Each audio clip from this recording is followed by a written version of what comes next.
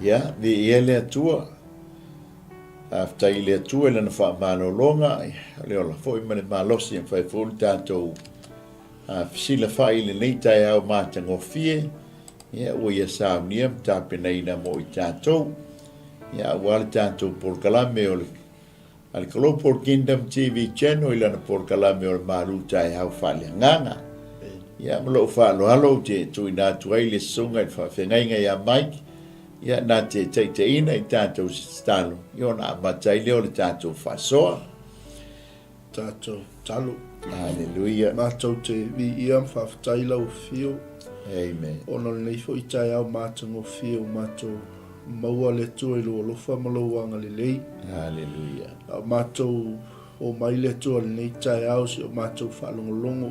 Whetala i mai o mātou loto e ala i lau upu. Praise the O Lord. mātou ta talo ta mā, ia angalele i mai lau o whio, tala ina le atua la mātou whaalongo whaaleagaga.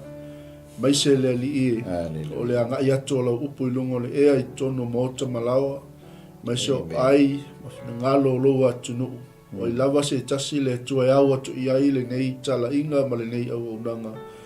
Anganga pa ia wha atoe o e le ngā luenga au na nei fa manuia i o mātou atunu pele o sa mo alo fangia le atua Amen. lungo le ea e mai se o nei masini o lo whaonga ina le atua fa lau mea uma le atua i le mana o e tama ina ia alu ma le mana le atua la upu Thank you, fa Lord. malosia i le li o mātou tangata tau mawhai fa manuia i le mafuta mai o si o mātou atunu pele o sa moa Whamanuia fo i le atua i lau o pauna, a wale ta ina o le mātou por kalame le Taeao ai maise. Au whamanuia angata mai o mātou ainga tapo i mai o i kalesia, maise le ali ia si o mātou atunu pele o Samoa. O no Yesu wala tuai le mātou te talo. Amene, ma amene.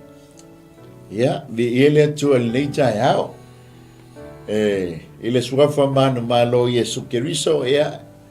Foi maua ma le sunga le whawhenga nei, le sunga le tātou CEO, sunga le whawhenga ia mai kia, mātou te ofalofa ma whātalo whatuai, ia le Por Kalame le nei, ia le Global Kingdom TV channel, i lana Por Kalame, ia po lana au unanga o le Malū Taeao Faaleagaga, ia te oe sa moa le nei Taeao, Hallelujah. ia lava se tulu inga o laulangi o e maua mai eile nei au unanga, ia whaatalo whaatu e le suafa manu malo Yesu Keriso e le whaangaloina le lau o le tala le lei so ngai whawhengainga mo lātou whaletua i lea whata whaitaulanga ma lea whata whaitaulanga whaatalo whaatu fōi le tāpu inga mau se mātou e kālesia sa moa ne Assemblies of God i pitone so e sunga le whawhengainga ma le whaletua mai se fōi le pa ia lasi o se mātou ngā luenga whaafitai tā kuai, whaafitai talo.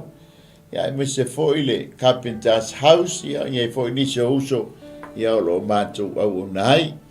Foi le tāpua inga mau, le sunga le whawhengainga ia whiu, ma le whaletua ia ana, ma le tāpua inga le kālesia, ia foi mono foi mai Brisbane, Australia.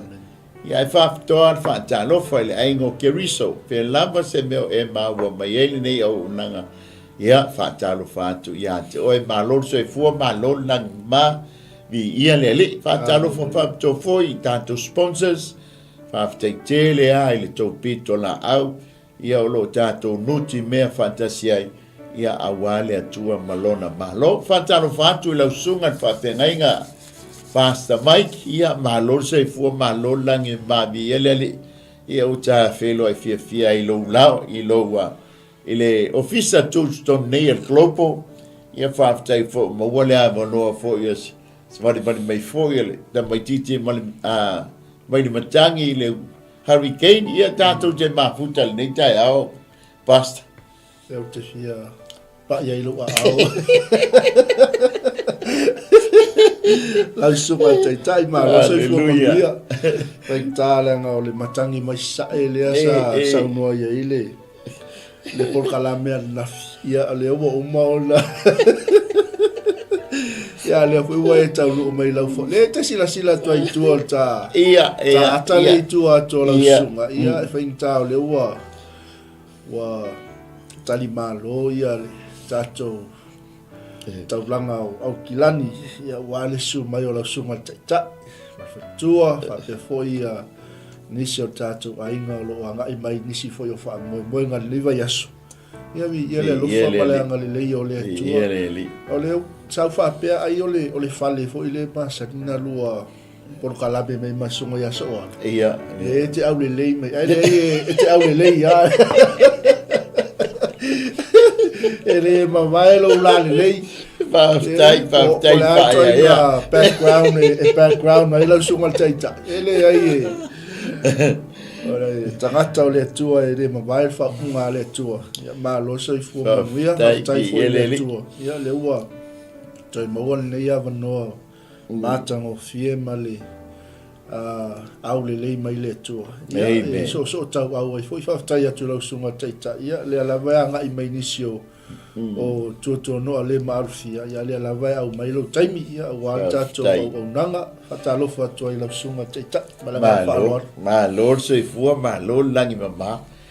Nei le tau o au kilangi nei. Pi fōlinga lau te sau ama. Mai le tau mātango fie Wellington pe. Paul melenga sau ai ngalo. Ia ke wawai. Ole papala. Ngalo ngā mai lau ofi. E kaki o e aka ofe pe a umale I portalami. Ia, mi ele atua. O le tātou whaasoa sa moa nei Taeao, ia. Kari tonu nau e sila ane lungo o le tātou screen. Ia, o le tātou tusia iopu I rona mtau pe tonu iwa leo tātou ua mai ai. Ia, aaro whaatu mawina le tātou au tū. O lo tātou teimi ma le atua. Ia pei o le mtau pe tonu wanu ma le tonu iwa.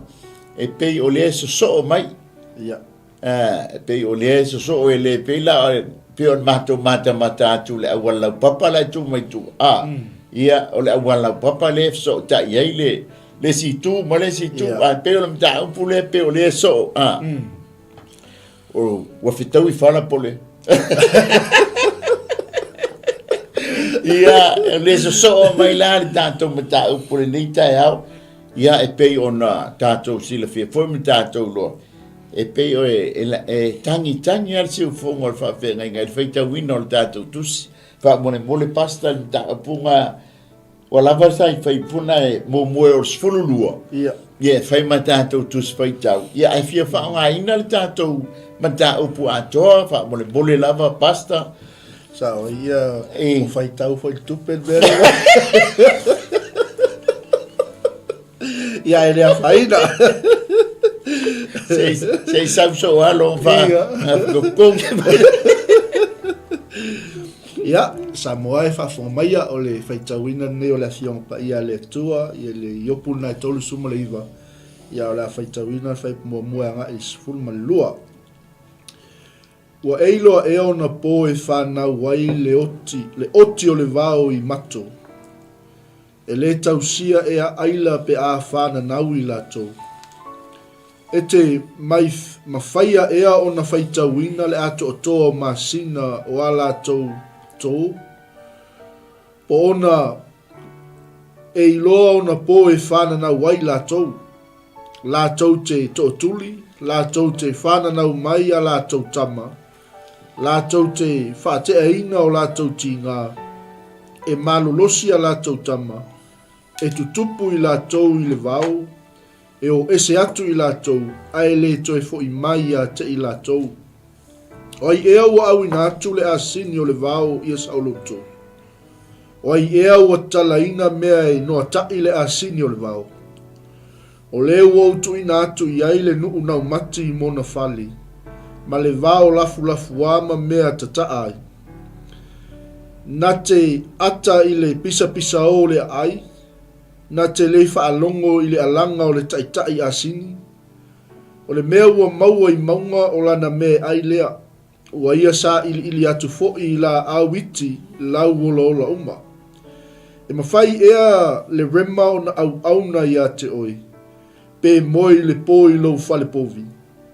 E te mawhai ea o na nonoa o le rema I le atu pui. I sona maia. Pe muli o ia te oi e wha whaama luluina ai vanu. E te whātua ea ia te ia ina ua tele lo na malosi. Pe te tuina atu ia te ia lau ngā luenga. E te manatu ia i ea na te au mai au saito. Ma whaaputuina lau mea e sasa ai saito. Whamunia mai lea tu atu sa mai whaitauina o la nā fionga. Amen. Ia, fo i pēr ma tū mau ia te ia lo na mi inga e whaamvau. Se ia wafia lai titi fo ai na iuso ia whaafia ngainga. Mon. Ia pe o na au ai mai lei Taeao. So ngar whaafia ngainga ia se lo ta inofo tamatu ai o le maunga. Ia, le maunga lea. Le maunga le Mount Wellington le i. Oi. Ia, ako meki kuai la. E whaaftai le. Ele whaeai a le atua ma le tō whinga le atua ia uwai e fo ia se tasi o lafu ma moi lunga nei au kilani. So i fō manuia pasta. Ia, whaatalo whaatu fo i le sunga i whawhengainga ia whawea ia mai Brisbane, Australia. Ia o tamuiti o le Broncos kama ia pasta. Ia, e vi ia le li whaaftail so i fua pasta. Malo so i fō manuia. Ia, vi ia le li ia e mai se o nisi o tunga fo ia tia whau ia. E mafuta mai lei Taeao ma nisi o. Tamiti o tanifo le wau. Oia kam, oia le hanga la o kamika kamingifa. Ia vi ia le li. Whaaftai tātou whilo e fia po lei Taeao. Ia ma walunga pēle vi inga o le atua. Ai mai se nisi le ua, whaisite le wawe o le halu lungo, tau whetuli lungo o le ngare a basta. Ia, se o tō whine le ia anga le lei. Ia. A ngā lofa, le anga mato whine ma le atinu. Ia. Fatalo fato ai le la le matone le mafuta mai ia le to fine ia nga le ia le olo fainga luenga i o ia manu ia nga luenga le aso nga le alo fatele atu mo o to fine e se le la le o suafa anga le ma nga lofa o li ma lofa ma li ma anga le amen o le ami o le bata lofa hallelujah. Na tapuni le tatou mata upuana na fia pastau wa mai ia le manu le o le leona o le tua o le leona o le tupo o manu vai fa amen le fa mai e le se tati nga hinga tau su e fu se me ai ale leona ta noa ya ta o su o le tupu le manu vai fae, pule au da maloi. Ai amai ai male o leva, e pe ye se fe au le tau mori mai i le tapu ni ina o le mta au po toru man. Ma tau lia tala no lole i le leona ia, e se ai male leona le tangi. E ta ua whaatusa i a satani, ai pe o le leona le o mai i. Ia pe o le tau mori mai le tū wha le nganga. Ma le o river o le tū wha le tino po le unclean bird. Amen. E tato e mata atula. E pe o le utau whahilo mai ia le tūlanga o le tai o le whainga malo o le malo le lei. Ia ma le tai o le whainga malo le wha le tonu. E ta puni la le mata upu e tolu maluan nafi basta.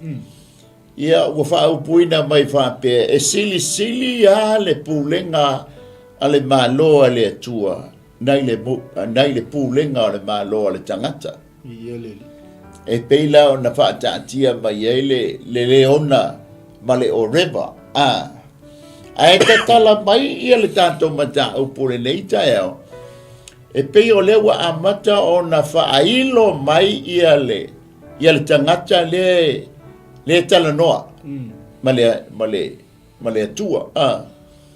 Io na anga ia malana fo ia winga o na winga. Le ta tala mai ai le tu se whapea ua ta ua mai ai le ua eiloa ea o na po e whanau ai le oti o le vao. O i matou. E iai le oti whanua. E iai fo ila leo whailo mai le oti vao. Oti o le vao. O le oti whanua. Le whao ngano na toto e whai ai le tongi ola mo le nuu. E tutusa le leia ma le toto le po al taim fo ile alwai leo si taulanga I tono le malu. O le mesilo na pa ia le te itasi le tausanga o na. O le toto la o le oti le a whanua e whao ngā ina. A le ua whailo mai le oti le a tau mai o le oti bao. Oti o le bao. Amen. E iai le tali tonunga le au skola. O le ua amata o na whailo mai le whainga mālo lea le tangata lea. Amen. Amen. Ala e wha e alala le whainga mālo le tua po o le physical na kingdom ia ma le divine kingdom le la amata na whailo mai le ngai whahi o i fole le a fo ia le matau au woi e se o le taua le me le e i u iai pe le ua whailo mai le taime pa tu so le ba ai le i o le tu se whaalinga a le whailo mai i le tu se yopu me le ua wha tuai pe e se le ua amata o na whailo mai winga o le tangata le tala noa ma le atua pe o na mai le amatanga o le mtanga po tonu wanu wha mai lea wa eiloa ea o na po e whanau wai le oti o le vao o i le mato e le tausia ea aila pe a whananau i latou. Amen. E ele tali tonunga o le si ingoa le o le oti o le vao o le aila. Hallelujah. Amen. A whai mai fo I tāwita. Whapeia o le nau o le aila I le vai tafe. Ua whape nā le nau o lo ua nganga I a te oe Ioba. Ua fia inu lo ua nganga I a te oe. Amen. Amen. Le a fo ila I aile. Matau lia fo o le tama le o isa maeli e wha ingo le. O yo le asino le mau. Ele o isa maeli e wha ingo I le aila. A mata iai I le salamo I lufu riva vai upoe e valu maliva. O le si ufafonga o Ioba e te mu wai le bao. Amen. Amen. O Ioba e te mu wai le bao I ka tesa. O le si ufafonga fo Ioba e whana na wai aila. Amen. A le fesili iai le mta upu mua. I le tangata le tala no ma Ioba. Amen. Wa e lo na po e whanau wai le aila. Pe ia fo o le tātou au tū po le tātou Malū Taeao Faaleagaga. O lo tātou teimi ma le atua. Amen. Ia fai fo o le ua e alala I lunga o laulau ai I le Malū Taeao Faaleagaga. Ia vi ia le ali. Amen. O lo taimi fo I le u tātou iai I lunga o laulau pasta. E whawhitai fo I le atua, ona ua whaita wina lo soifua. Ia whaita wina fo I ma ua I le nu mela o I lato ua haulia mai manuia le leia so fo e whaapopo I tātou waso whaita wina. O le tātou teimi a lea mai le atua, o lea tātou te fia ai ma le atua. Amen. Ai tālo fa, ua o mai le teimi a le atua I nisi le ropo so tātou taba, so tātou tina, pe a whai ubangaia le loi mata malingi I le nei Taeao. Amen. Ma ua langona fo I le leo rama, ia ona o le malanga le maliu ma le oti. Ia, e ui ia ina whaingata, pasta na tūlanga whapea. Ai e peia ona tala atu ai fo I ma whailo atu le teimi ua tea. Ia o le teimi ale le whai mai ai Paulo. Pawale o le awala. Tātou te ai ma le nei o langa le tū mau. Ai tātou whailoa I atu ma le atua. O le tātou teimi la lea ma le atua. Le mafuai o na uio le upo le ali ma la unga ina le upo le ali. Ina leanga I leisi se teimi e tā penai tātou. I le teimi tātou te whailoa I ai ma le atua. O le tā penanga e tā pena atu le o langa le nei pasta. Monila. Amen. A whaila ua ba ngai al malanga le maliu ma le oti le nei Taeao. Ia. O le nganga o le whaanonoa. Amen. Ai o iana whetalai amu ia e whaanonoa ua e whaamawhanawhanaina. Ai e malama lama le le iai o tātou mawhau mo tātou loto. o le awala le tātou te whelo a iai ma le atua. Amen. A iai la le si awala o le tā pena iai, o le taimi o le si itianga. Hallelujah. Ai na o le atua na sila fia le nā taimi. Ai o le taimi le nei, e tā pena ai i tātou e tusa, ma le tātou whaasoa, a o mai taimi e tā ai le taimi a le atua, ua uma i tātou ma le nei o lang, e tātou atu, sila fia le leia e lo atua, ma lo tātou atua, oe mau. Amen. Amen. Aua nei a bea tātou ma tangata fo i lea na whai mai eile leo whai tsoa, o te lei loa oe. O se tala e sili o na whaanoa ma le manuia. Amen. Pe ia fo le tangata le sa o le nau mai fia ulufale. Ai whaatu leo whaitoa. Ele e te le mwhainga e ulufale. Whaatu e fo senga ngana whapea a pasti. Ai o le taimile nei e tā pena ai la le tātou malanga. Mo le taimi bala au mai e le tātou atua le la whesiringia la ia le li le. A le wha mai le salamo. O le siu fongo iova, e te mua le bao le no fwai le aila po le bao, o i po le oti o le bao. A le siu fonga foio iova, e whawhana uai le aila. E le mawhai la e le li lea, o na whai tūlanga whapea. A le manino mai i, o le tasi le o winga o le tangata lea, whaatusa le tangata lea, o le oti o le bao. Amen. Ai ese ai le oti o le whanua le wha o ngalo na toto. E tongi o la ina ili tangata li taimi o le whenga inga tuai. Amen. Amen. E le ngata e tongi o la ai a rona malona ainga. O le osi taulanga. Tongi o la ai ma Israel. O le atala le na moli mai le whenga inga tuai. Ai o mai le whenga inga fau.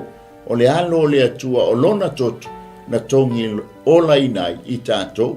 Pe a tātou talia o ia e whai mo tātou ali i mo tātou whao. Tasi le nā tāpe nanga mana ia. I le taimi tātou te whailoa i ai molo tātou atua. Ia pe isau talanga ia po sau upfo i Pastor Michael nei Taeao. Ia le atua. Amen. Malū le whaasoa i lau sunga le taitai le iwa inga o le Taeao. Ia mai se foi inicio le tātou a inga le ua pale mai lunga o le tātou au nanga. Ia whatalo whatu suafo Jesu Keriso. Amen. A ese le matango fia o le vai nga le ua te tala inga i le tātou mtau. O le whaua winga pea o le whailoa mai e le atua o lona nātura ma lona mata i sau i le toina. Amen. I le toina ia i upu. Ma le sila fia le e le atua. O lea lai ta milo ai masiali. Hoi lea hoi ai tau au mai alo na malo e. Ia. E whatutusa mai malo le tua. Amen. Saoleli. O le matang pe o le tafa so le son nafi. O le misteri o le le iloa e siali ila le tau fai hoi si ilo na malo. Ia. O le polo kalame le tua i tangata. A le laua tatala atul tatou tolu suma le iwa ni Taeao le whaua winga pea o le whai loa mai e le tua o lona poto ma lona ata mai a iopu. Ia. E matautia. Ia. E le mawhai e le o ai pei on tatou whaaso le mea o le wani monimo. E o tatou wanga i mai manu vai whao whanua. E le tai whaatusa lia ai a le poto o le tangata. Amen. E matautia ama ofo-ngia ngā luenga ma mana le tua. Le ala e tala mai fosori. O matua i matautia ari le. O whalonga kuskoi ngoi o puere ai e kai ari. Ia male ngang whaloane. Ni ele iui. Ale mana i o le mata o pulea. Pe ia fōni tātā ua nafi. Pe o le whainga le fōwhuanga. E pe ngā oto mai o pi highlight mai fōi lele lea mainga. Amen. Ngā mai o main point fōi lele whailo mai eili whainga lea aso ma lea aso. A lea la tātou baba i pe o le tātou whaasoa i fōi anafi. I le mata i sau lea o lea tua ma le supernatural lea o lea tua na ia whai ai le fōwhuanga. Hallelujah. Amen. Lea lau tātou o mai la i le bao. A lea foi la e fai mai el tus paia o Jehova te mua i le bao. Ai mana ia fo so o lona si ufonga fo ia fa na waile aila. Amen. Amen. Ole oti ole vao fo ile ia peno fai ato le oti fanua o lona pe ole taipule ole toto Yesu le fenga inga fo. Amen. Pe fo na fa ilo atu mua. Oti ole vao pe ile fa manuia mai ele fa na wa Jakopo ilana fa na. Ai tu mai tamo na fa tali e fa tu se le oti. Yeah. Oti fanua ele ole oti ole vao. Amen. Amen. Fa mai o na fa tali o yole aila wa le aila ole oti ole vao. Yeah. Ia wa te tala ina atu ia o le na te tala ina atu upu le lei. Le fa tu sai le tamo na fa tali poli tu ai ngona fa tali. Ile aila pole oti ole oti fanua. Amen. Ai mata foi la pe fai o mai le oti ole bao. O le la e mai le oti fanua o le upu le lei. Ai o so mai le oti ole bao. E mai upu fa le lei. Yeah. Ele ma na ia la ta pe na ilo ta tu taimi male atua. Ai ma na ia le upu le fionga le atua. Le oti le ole ba ole oti fanua le anga le fa tusa ilona toto e taipo Yesu e fenga inga tuai fenga inga fo. O na fatali le fa pe mai na fatali o na fatali wa e malie ile alofa ma ua tumu ile manuia ma ia Yehova ia e fai mou le vai ma le tu tonga o fa manuianga la le ave pe no fai atu ole oti fanua o lona toto le taipa ile toto Yesu Keriso ale foi fa tusa ia na fatali o fa manuianga ale tangata na te talaina talaina no tanga ua pe ianga o se no tanga e fusi no noa ai tatou mata foi ngā wenga la ua ale aso o Yesu ina watu lai mailita mo la salo. Yeah. Amen. Ele te talaina e la salo ia ona fusi. Yeah. Na whaatonu lau so, ta tala fusi o le tama. Amen. Amen. Le fa mai ai. Ele tausia e aila pe a whana nau ila tau. Whai o si ufufongo Yehova le whawhana waile aila. Amen. Longo winga la, tau mai foi la en tato, o le pule a tuto tasia Yehova. Na te whanga ina ile, le whanau. Whai la le iloa Iopu, ia malana tama le tua o Iopu, le teimi e whanau waile aila, po le otio le mau, e whawhewhe la ngau ia iloa isi mea. Mea pepe la una e ta ua, misine tiro le ale, ale tua e le iloa e satan. Ole mea lilo fo i leo lo jaimi sa moa, e le iloa e oe lo jaimi e le iloa fo i maa ua le mate. Le ngā ruenga ta ua, ole ta pena o maile mea lilo leo lo jaimi malema, taimi male atua. Oi so le makuase lau pasenge lo ta pena ina. Fa mai leo fai upu le e lua. La tatou tara noa mai fai mo o fai upe fa. Yeah. Amen. Ole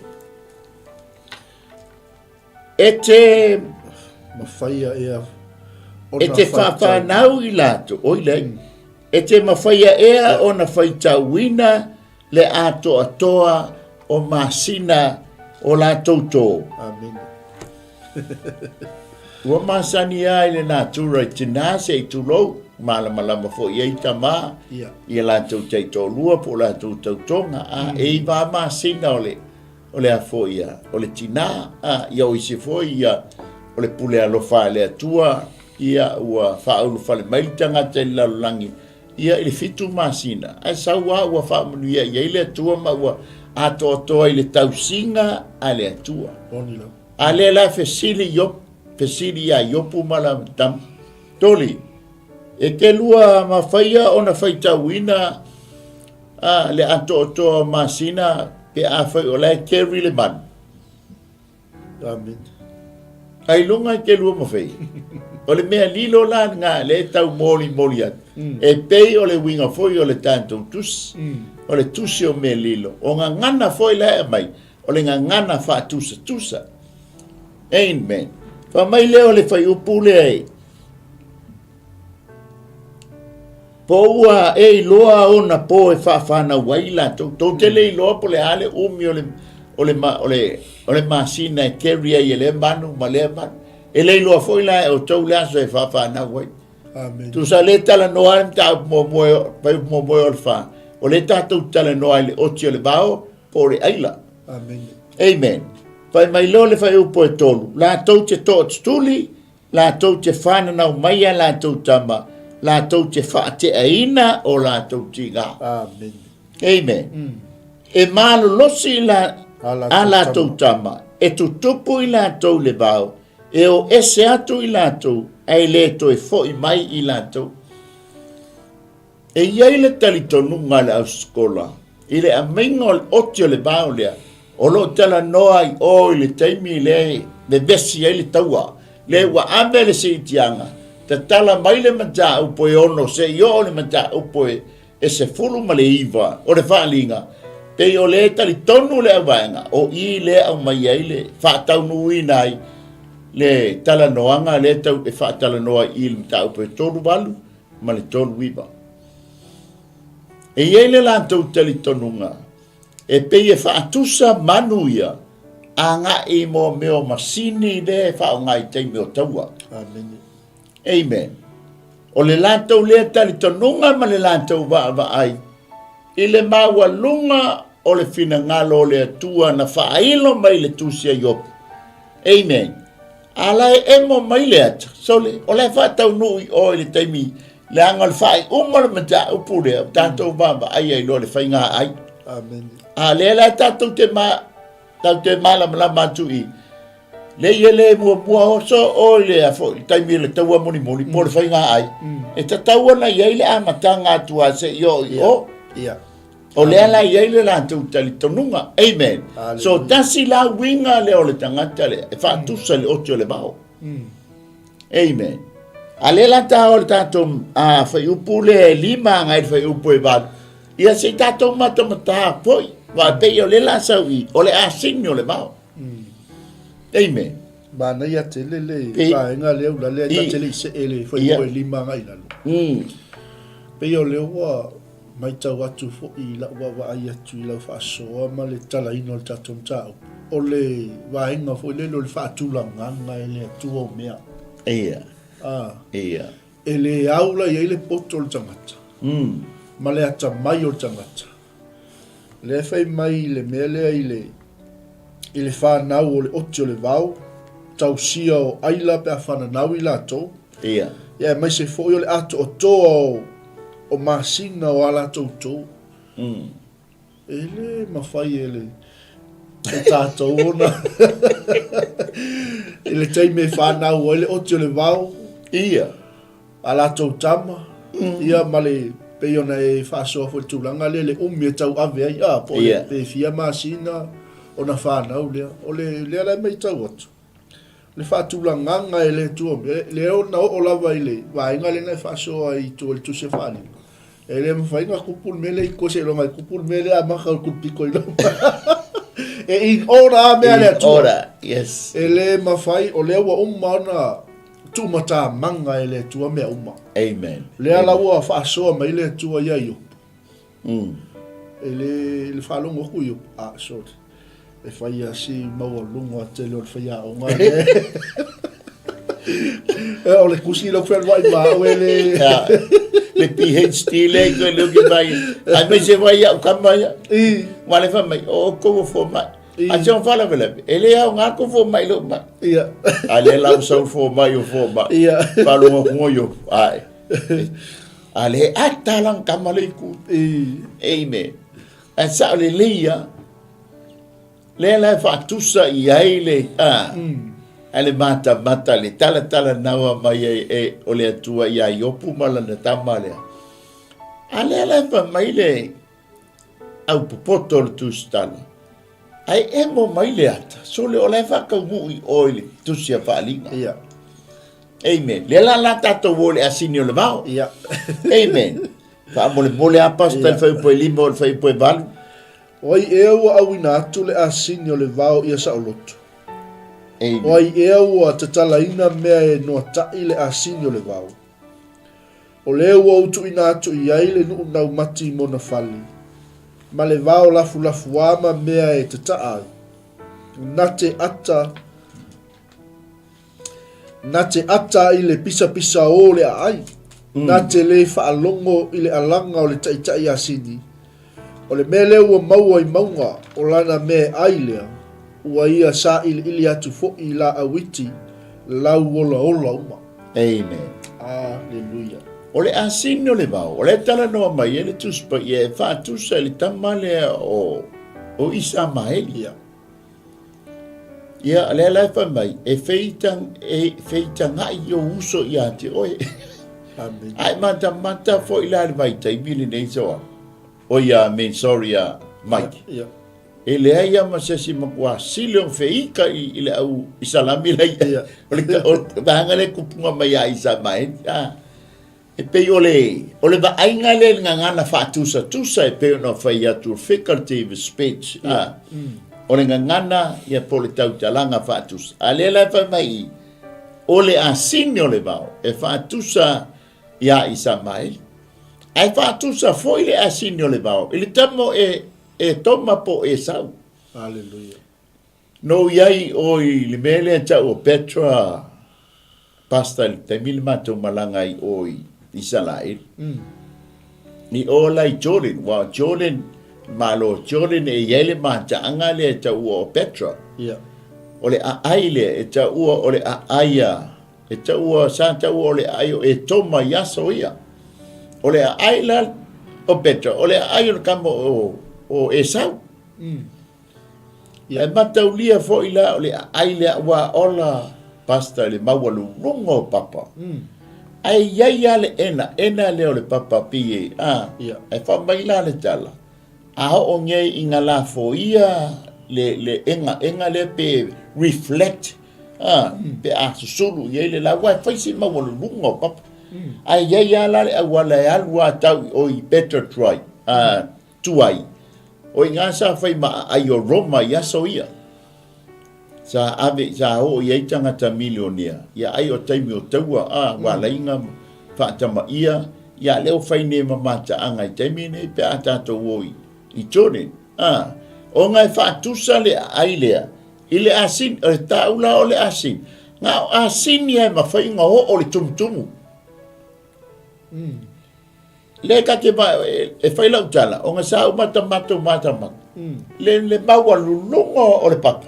Aka ke ba, so le olai alua kwa ale asingi ma le tangata le mule tua I tua.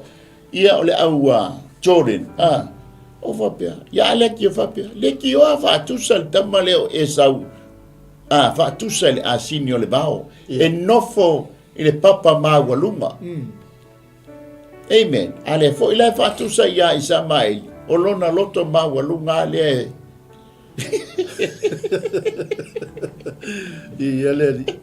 Amen. Ngai mata foila. O le broto fa maua lunga le o le asini le fia sau la e kami funu. Amen. Le whaatusa ia le kamai o pulela ko rua pasta. Yeah. Amen. Hallelujah. Fa mai lea.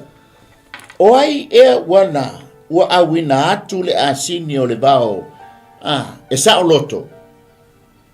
Fa mai te vanga lona lua. O ai ea ua tatala ina mea e noa tia le asini o le vao. O le tofia o le asini. O le vao. O le ngalue. Yeah. Amen. Ia tato mata foi le tala foi le. Le ngai le tupu malana asini. Wa fiwa sasa ale o tu mai le angeli ulum. Ia be ilo male asingi wa fefe ile ange malana pelu le tu mai. O mia ilo male bayo ia ita lo male tangata lenga sa fa iluma sasa lo male asin ia foto te ila tu ile ngana mai matau tala mai le asin baba ia ma fa ia le tu ona fa ngana ina le meo. Amen. Ale lai fa mai ai o e sau le fa tu sele asin o le vao Isa kara fo i le tofinga ia ko pola na whanau. E pei o le asini ma losi ia. Longa mingo le tala noa le asini whanua. O lo ta oto le bao a venga i lua. Wa e loa atu le malo longa le lei ma le whanau. Ma le whanua ua mātango fie. O na tuwina atu leo lona ua i le abonga. Ua whai fo i mapolonga. E whai taulanga. O lea lea fesili le tātou matau. O lea le taimi e sa o loto ai le asini pēr foi o lona tōwhinga lea o le ngalue i azomu. Hallelujah. O lea le taimi e tau te tatala ai le non, le nono tanga o le asini. Fa sa o loto mai ana tiu te whai ma ana ngā ruenga whai e ma sani ei. Amen. Le wha tusala i ei. Le lilea. O le ale taimia, o ai ea ua awina atu le asini e vau ia sa o loto. Amen.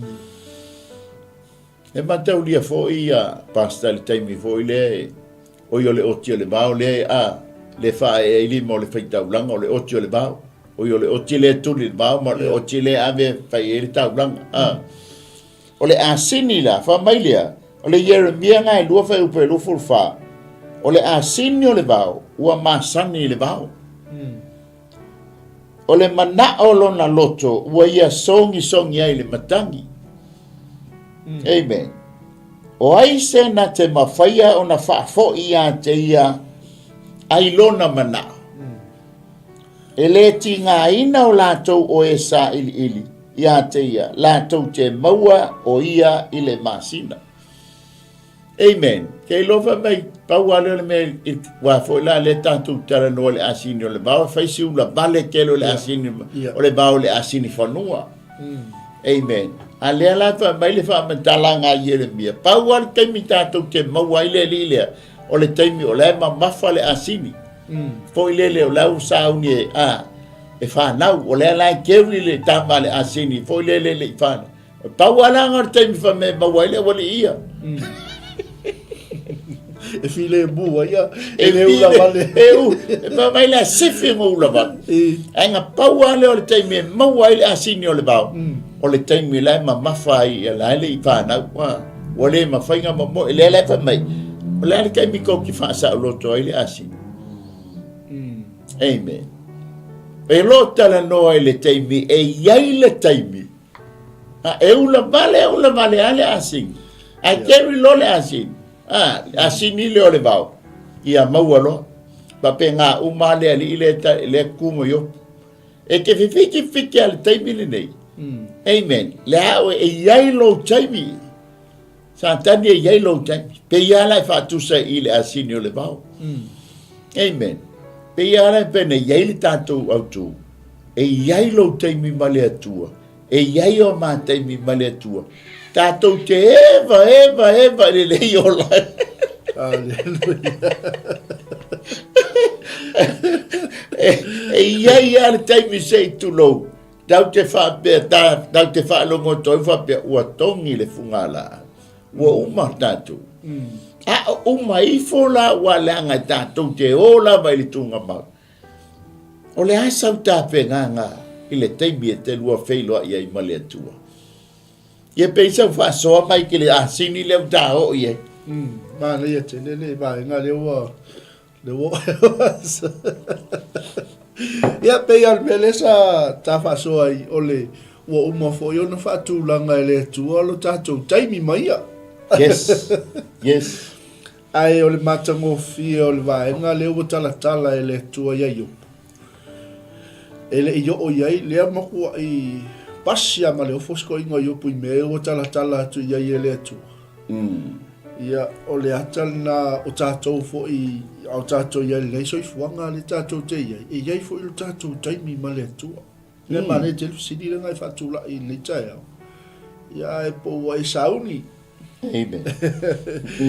O wai sauni te lua feilo i ma le atua i le taimi wa umon fatulanga i le atua moi. Ma na ia te le vainga leo le senga o le asini. Fanua, ma le asini o le vau. Ia. Fai lasi ula vale ke le o le asini o le vau. La vital. I. Ma ia le la ko le so e te tala le asini fonua, la no fono foli le ia. Ai anga lua ko o la Se asingi wao. Se asingi wao, e fai la kuringa. Amen. Ata se voi le mane, ia le fua tai loai. Fako ata tala i le asini. Moni fa mau. Fato a fa sa loto ai i le asini. Fa sa loto e le li. E ie tala noa foi le asini, le si tu, e tala noa i winga le tangata. E fa tusa foi le asini, e fa tusa i le li le fai fusu le le ama yop. Hallelujah. A o le atala na sawai. Tia e hai Yesu i lungo le asini, o le fa tusa i ansatani. E manu malo ai Yesu i ansatani. Tusa o le ata lenga tia e hai Yesu i lungo o le asini. A le si foi la ba ai va ba ai o tanto winga. Amen. A fai o lenga no no le asini e fai ala se ula vale. Amen. A e ta ua le upo le atua. E fa penana to file mu ai tato. Ile tu Faaleagaga foi le fa fonga mese tato ai. Ia. E te le a me o tato langa wa taun tala. Yes. Yes. Ma Yesu tatala mai le asini. O mal tato ula ma vale. Wal fa tu sale o tato e foi lau. Fa so ma lau talanga foi tato 𝚟𝚒𝚙𝚢𝚑 ya. O tato asini. Faaleagaga. O tele la me o taun tala. A tala e pena sa no. Tatala Yesu ke viso. Ile baule sa u tau ai lau sungo lali. Ngai sa no Isamaeli le fa tu sa foi la sino le bau. Ngai mau ke nese su fa su lu fa pe e fai o ia matangata e tu sa male asini o le bau. E fai tangata umma mona fili. E fai foi o ia mafili o tangata umma. E mau foi o ia i luma o una uso umma. Vai le. Ai mata le baule. Makua fe tau i le lei kai mini ngai lau Samaeli. Tanga o Samaeli. Le ia ma se le o fia. Makako fe ka o ma. Hallelujah. Amen. E fai ia mo kako fili. Ia wa fo yo le makua. Ale fo mai e makua hi tatanga ta uma ya o Isamaeli. E wia ka mga langang fa man wia ya pele amo lang ole e fon fa man wia mai le tua ya via aperam e man wia tama ya asili ai lang mang wia tama for foranga le tua ai pe ole winga la lang o le sing winga le ole ngortam ole fidi Kusa ole ita, changia ia, kusi ole winga sa ole ngoi sama, changia o ia. Te langa fai mai ia le tua ia i sama ai. E tato mafau fau la ia, e sele, fina ngalo le tua nga, i tamalea. E mawalanga suau, e fa manguia i langa suau. Ia e sile a kua fa manuianga, ia i sako, Amen. Ya la fa vive si a ngai kai mi wala ngale. Ia, ole fili. Mai le nga ya. Tato ke feika umara ye.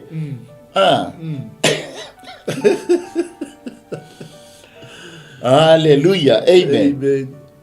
Ole tasi le a faila ole fa tusa ya Isamaeli. Te fora na fa tusa ya ile tangata le. Ngai mata le i le taua le fai nei. Tei lao no na mafa so atu ai nei taia. Ele umar taua lea. Le feita ngai lea.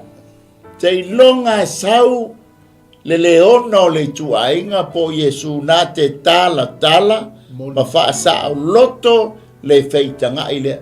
Amen. E fiwa ma lo fai se le lenga. Ele ia se file mu. Nanga lele ia fio mai le li o file mu na te fa sa loto i tanto na te tala ina lo tātou whaitanga i le whaingi. Hallelujah. Amen. Pia fo tātou pasta ma isi tantonu, e le whapea. E ba tātou, e celestal tonunga, e celestal. Ai o atu i o le whai unga, wakako lulu lima. Yeah. Amen. Lulu lima lele, ai o inga wa abe. Ese loi ka keime. Hallelujah. Hallelujah. Abelo, wa ese oi te abelo matato le fuka o mga lulu lima. Le tato feala mai.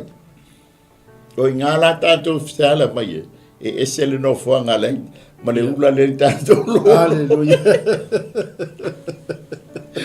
Hallelujah. Ya langa ye asini bao. E ye fo le asini Fanua. asini fanua. O le tasi fo le o millionaire. Ia tunu ia pe a faisau lafu asi. Amen. E leo ma moe ia le tamo tabita. Ai leo a sini le tamo saulo. Amen. Le langa sau le leo a sini foi matu. Ia e se ile ale ngango yova. Ai sau le leo ma moe le tamo tabita. Wanga no fo umale awali ile no fo tu. A sionga fala bela. Ile ungole ole leo asin. Po le tausi asin. Wa asin ya non tamale ngarso. Ale mamoya ale tamao ta vita lenga leo mamoya. Ai uifo ya le awali e tupu ye tolu. E fale manuia le ungole fainga malo saulo. Ai manuia le fainga malo ata vita. Lela na fa'awa wina I lava le no fo inga fa na wata bit. Se yo o maya ya Yesu Keriso. O le atali I po le alo tabit. Lela tato wo ile. O le ivanga il sfurua. Mana ia le waenga mulmulenga ta ua ile me holele e alu ai lungo le monga. Ia. Ale fai mai e moni ile fionga le to fai mai e fai le no na mati mona fali. Oh ia. Fai fo ile le vao lafu ama mea e tatai. Ole mana ia mea le penga e ta ua ulani.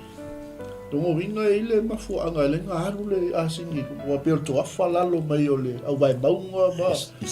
Pe sa ilia le asingi le mea le ile le vao. Le vao la no mea mata ole. Ia. E alu sa ili e maua ila na mea ai. Ale fai mai le upo le atua. E fai le fale nau mati mo na fali. Ma le vao lafu ama mea te taai. Na te ata i le pisa ole a ai. Longo winga kau mu ole asingi longo le maua. Aka. E wape ngā mo ia ngar whidia di. Wala ko yai mo me o afoia e yai mo me tamai la au fo le tutupu le ba papa ia le tonu ya oko mai fo le na malo ko su e ko fo le se o kusala la ma kwa pisala ala ma kwa e le fai mai la yo le fai ngabul na tele fa alongo le alanga o te ta asin longo winga fiul kai asin e ko ala ya wala asin e su ele me mo la ka mai la au ik sa ngo kusala ku kun kai asi ke le li al bai mai ala pe ala asi lo wo fo le aso ngaro baba yek mo sorry al ka mai asi fo le asi la ala pe ko la hal wa ale muli ko asi nga tai e pe la lo ngovinga la e hal wa la fucking tai ma ata mai le sela tai ala ya wa asi iyo ole mea lea ole mea ua maua I maunga o lana me ai lea ia wai wa ai la ua ia sa ili atu fo ila a witi lau ola umma ole mea la lea le ngā runa singil maunga ia lea tau kwa I lea ka mai la au ma kwa hola ia fai e lola nkarisiwa ala e mole kai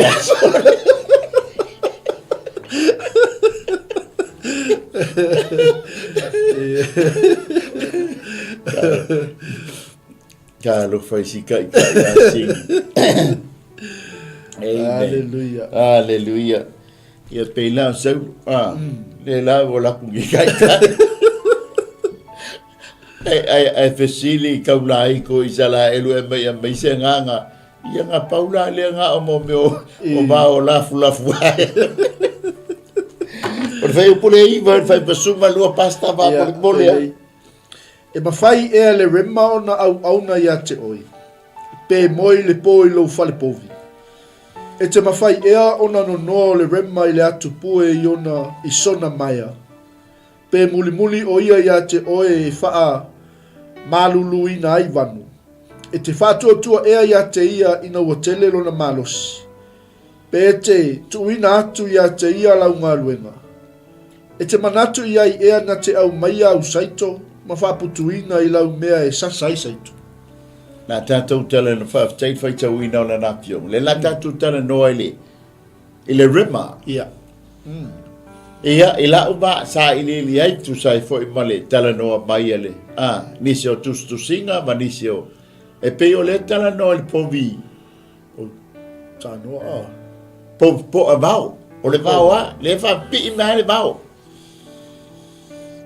ia o le oti vao ia o le asini vao o le povi po vao ia tala noa lo le povi ia e tala noa I le malosi amen po le au nanga amen le tio foi la a mai e le tamo ma reko le fe ngainga fo ia I manu ia foi e fa le ilu mo no fuari pe mai e mateio ia le ata o Yesu o le tupu o le manu ia o le leona wa o le tupu o le manu bai fa o le vao a mai leo ia ma reko ia e ave I tangata Roma ai saule le fo ia o le au o le povi ta noa ia langa manga o mie Roma le au le mana o mie Roma se tu ia le ai mai e fo ia e Luka e ave I tangata popoto le larolangi o le au Elen ai mai le ata o le tangata o le pale ali o ngā luenga ale atua e le poto ma le ata mai ma le mana ai mai e fo e Ioane ai mai le ae to e whahi waila le tātou tala noanga ile menga le au skola o ia menga le au whai e mangaria o manu ia fo ila tala no mai o le au ale tusi e skelu e tala noa ai mai fo ila le la tātou mata le povita no po le rema amen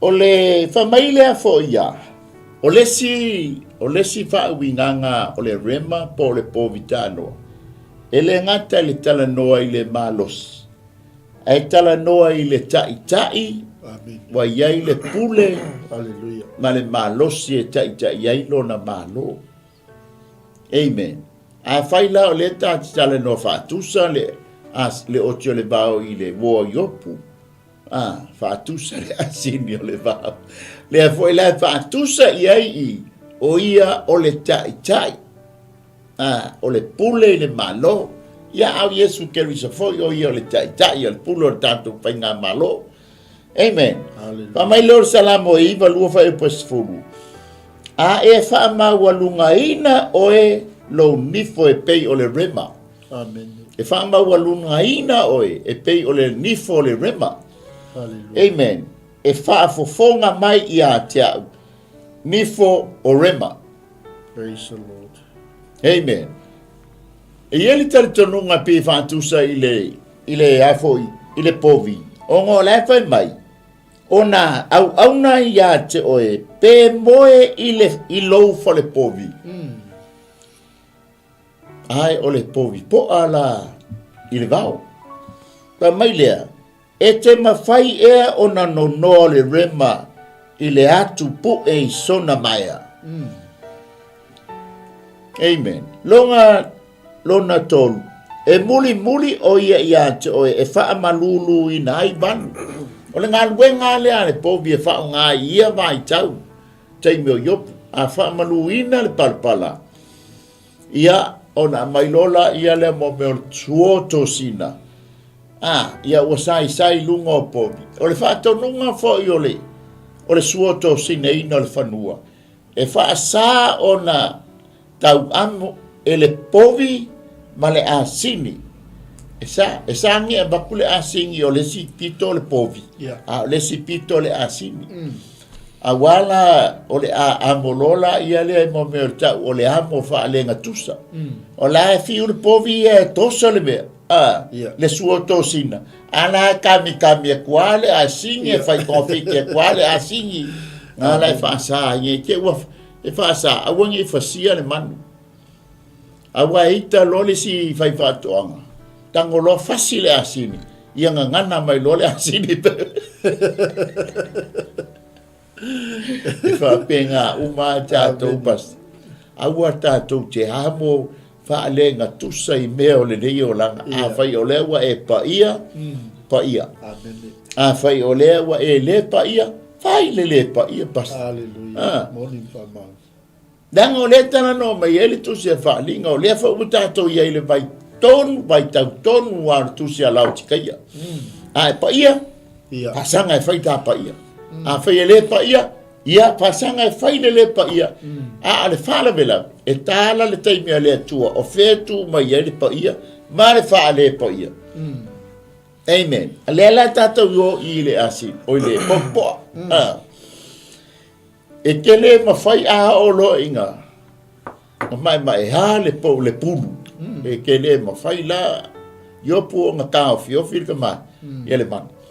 Ai pe o le winga le o le povi tānoa. O lona whaongaina, o lona malos. O lona o ia fo ina te taʻitaʻina le suo tosina lea.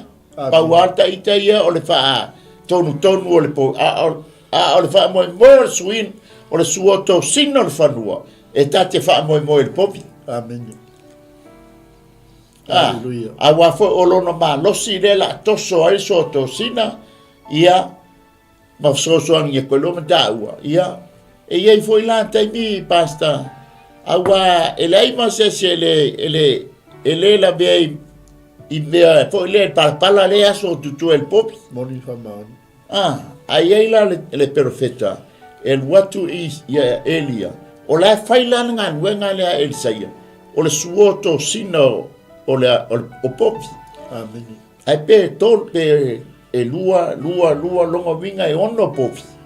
O lo makuala te lea la whanua le na ngalueia. Ai whaunga le popi. Le lai whaatusa ia le. Ia le lai tala noa ia. E te mawhaia ona e sai le popi pa o ina ita le popi. Amen. I sesi tu. Whamailea. E te whaatuatua ea. E te whaatuatua ea ia te ia ina ua tele lona malos. Hallelujah. E ke whātua I le popi le e fōa I akulo malos. Ia pe, le fōi le wha uma mai ei. E te manatu pe te tuina atu ia te ia lau ngā nuenga. Amen. Sfululua, e te manatu ia I ea na te au maia au saito. Whaputuina I lau mea e sasa ai saito. Nei pauanga nwe ngā popi, o le suo to sina o le whanua. O lana lea pito la au, ma lana lea ngā nuenga, ma lona lea bala awina. O le tuto ina o le saito, o lau lea ngā nuenga. E le mawhaila o na suo to sina le popi. Ko e sau le popi ko e toto le saito. Ko e sau le popi ko e sele le saito. To e sau le popi to e age le saito e maua mai ai lea. Le mea ai, le kein le o le brain le ai, e kau fo ilanga lue oe. E mata le, e iai le taime umai le ngā lue ngā le povi sua tō sina. E iai fo ilau taimi, tātou te tō ai le saito. E iai fo ile taimi, tātou te sele ai le saito. E iai fo ile taimi, tātou te whapena o na mau ai le whaamanianga mai le saito. O ai e ona le taimi, o le atua pule le taimi. Amen. Le lae e whai ai le tala le le woyo. Langa la tangi mai ale tala le afo ia, ale apostol. O lo ngalue nei lava le mea lilo o le amio lenga. longa winga le faina ngā luenga le povi. O lo sua to sina. Ma taulia o oe mau, ole ele. E to toa e foi ma le seito. Amen. O le ala le fai ngā malo le. Amen. Le seito pe te whātali le seito, pe te whātali le vine so reka. Langa to tō whātasi le ele, e se ale vaenga le seito, e se vaenga o le vine. Amen. Ole ele ngalue ina le povi. Le povi la leo le fili le tala no le fili. Ngalue ina e sawe eli o ta loto, eli o ta ina ia. Pa ai po le ale fatu le to ina i o ta loto, i lea taimi, ma lea taimi. E maa losi ke ngalue mai ale ula lea pasta. O ele o lo tala noa i lo loto, ma lo loto e penfai mai ei, fo le lulu saito. Amen. Tala noa i le papa, tala noa i le ele. Saule o lea, a le ale mea le tsto, o le saito. A saule manu le sengi, o le ata le o le tia apolo. Amen. Po o ngā lue le nganga pa i e suoto sina o tā loto e awala i le upo le atu. Ia po o ngā lue mai le fili e suoto sina o tā loto. Ai ese le fatu e toto i o tā loto. Pisa u wha popo pasta, wha mole. Malo le fa so le sunga tai ula le. Te lo le o manino le va inga le i va ga suma lo. Ia. Ai pe o le va inga le o le malo si anga o le rema. O le povi le anta fa so ai. E o le fa tusa ia i le upo le tua le o le malo si le o le povi le. Le ana ia matua i to soa mai o i fa fo mai lo loto le sala. Ei. Ei, del suoto sina. Ala le fa tusa mai ai el tuspa ia. Le malos. Le fa tusa le malosi la le o le rema po le povitano. Le anga ia po le allo loto le sala sa tato ia. Amen. Au le malosi le po le anga to soa mai tato i fa fu. Amen. Hallelujah. Le ala e pe le ngai tala ina. Ia e fa ngai ele au yutai e so to sina ile ele o ele malo si te lelma ia lau a fa yo le fa nga mel tu spai e a one ngalo ia te o le ai fa mafa tua o ta tu taimi male tua ta tu se le malo si e fa tu se fo le malo si tanga talia le nga malo si kele io amen. Me foi nganga le ngalu ko fa su e moi lole o nganga e fitu foi le tangata lina nganga saulo o le mo kwasili o malos ar tangata malos si foi le ngala patai mai tu spaia. Amen. Le pai o foi le tangata ngoi ia fa tu se le tangata malos si le sa e sa le peti lo tanto fa le mo tanto amen ai man ia foi le me foi le fa tu sa ia le malos si. Amen. Na toso mai ai tātou e so mai le mea tāra. Le lo loto sa tātou iai. I le lo loto sa tātou iai. Ma le no whanga polonga sa tātou iai. Ai ngā luato le malosi leo Iesu ke riso i lona toto. Na whātawina na lava le tau le toto. Le malosi o le toto. Ngā mawhai ai o na tau le totongi. Totongi tā ua. E abesi. Malona malosi na sii ese ai ta ua. Amen. Kwa sii ese ai ta ua mai le no foanga polonga sai ai a mai le no foanga sa o loto. Le la fe mai. E ke luon fai on fa sa o loto le asini o le ba. Alleluia. La Taeao le fai bo surto anga le fai po spolo ma le valu pasta pa mo le bole. Ma na ia tele va inga le Amen. O le pe o benga ta ua. Ia. O le mama o le ele o le para paia le paia au ngai fa le nga lua tato yes la nga o le pe nga ta o le o lo nga lua mai lava ia le me lilo le ma le mission pe nga ta o ele ye lulu e sai o le mission nga le sa fai i sa nga kia ese le me o mana lulu ina ele to lo loto amen le fo la wa mai le rema po le povitano ia O le ua uma le whaatauina I tātou. Yes. Wala ngā se le mea ka koke end up ai. Ia o le tātou whaatamala lava ma le whaatalali. Ma le tātou taimi ma le atua. E maga ia le maulenga o mai ia le itua tu se whaali. Le mama, pa ia. Parpala. Ole pua le vai foi le vai e o no mor fare man mono solo mona le bambino le vai fa passi le vai Alleluia ale tato o sutol e sumalvan sutol words full van fa moli e sau apa au o le remani o le apa au ea ma fulufulu o le kasita na te tuua na fua ele ma ua faa ma whanawhanaina ai le fuefu a ua ngalo ia te ia pe solia e se vai pe soli palaina e se manu fe ai ua vale ia I ana tama e peisia I e leni ana ua whaifua lana ngā luenga le aiso na atu atu wali a ua le tu ina atu e le tua le poto ia te ia ua ia le tu fatu I ai foi le mafaufau pe a tata I lunga ona apa au ua ata o ia I le solofanua ma leo tie I ai. Amen. Alleluia.